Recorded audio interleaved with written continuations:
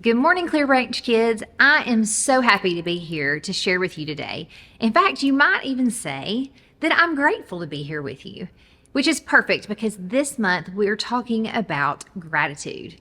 So, what is gratitude? Well, gratitude is letting others know that you see how the things they've done for you have affected your life and how those things have helped you.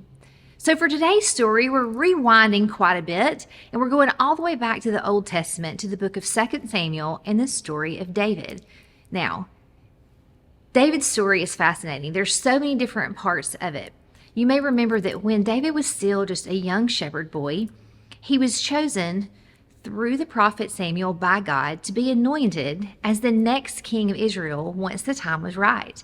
Then after that, David, still a young man, fought the giant Goliath and was able to defeat him with just a slingshot and a few stones, something that grown men, including his own brothers, were either unable to do or had been too scared to do. In fact, David got so much attention for this that King Saul was so impressed, and he brought him to live at courts and put him in charge of many things, and he fought for their country with King Saul. But unfortunately, what happened is that David was such a mighty warrior, and he became so popular with the people that King Saul got jealous. And then, when David had previously been his favorite person, David now became someone that King Saul had decided he needed to get rid of. And David spent years running for his life from the king. But then, once King Saul had been killed in battle, David then took his rightful place as the next king of Israel. And here is where today's story really begins. So, once David had become king, he decided that it was time to clean back up the city of Jerusalem and rebuild it and get things back together.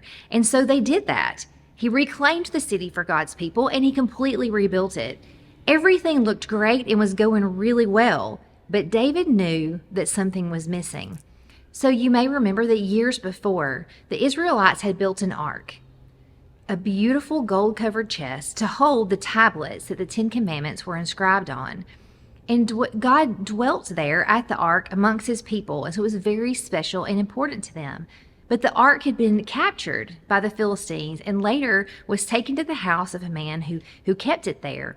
And God blessed this man, and it stayed there for years until David decided that he needed to go get it and bring it back home to Jerusalem where it belonged.